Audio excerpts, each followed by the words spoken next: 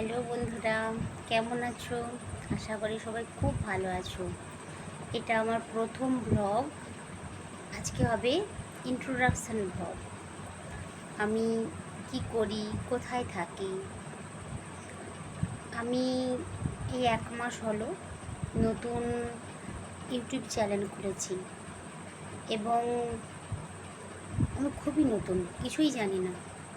আশা করি তোমরা আমাকে একটু দেখিয়ে দেবে, শিখিয়ে দেবে। আমার বাড়ি হলদিয়া, আমি হলদিয়াতে থাকি। আমি আর আমার ছেলে দুজন থাকি। আমি প্রফেশনাল একজন টিচার। এছাড়াও আমি নাচ শেখাই, বাচ্চাদের গান শেখাই, টিউশন পড়াই এবং আমি নতুন নতুন রান্নাবান্না করতে খুব পছন্দ করি। আর খুব ইচ্ছে হলো তোমাদের সাথে একটু আলাপ করি, একটা নতুন ব্লগ তৈরি করি। ব্লগ সেরকমভাবে কিছুই নয়, আমি আবার লাইভ কাহিনী, আজকে আমাদের ইন্ট্রোডাকশানটাই আমি দেবো শুধু, আর কিছু নয়। আমার ফ্যামিলিতে আমি আমার ছেলে থাকি, আমার হাজব্যান্ড থাকে মহারাষ্ট্রে, আমার দেওর থাকে হায়দ্রাবাদ, শ্বশুর শাশুড়ি থাকে উত্তর 24 পরগনা। আমরা চার জায়গায় আমাদের ফ্যামিলি ভাবতে পারো এরকম।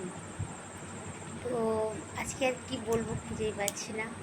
সকালে করে আমার স্কুল থাকে, আমি স্কুলে চলে যাই, তারপরে আবার পড়ানো থাকে।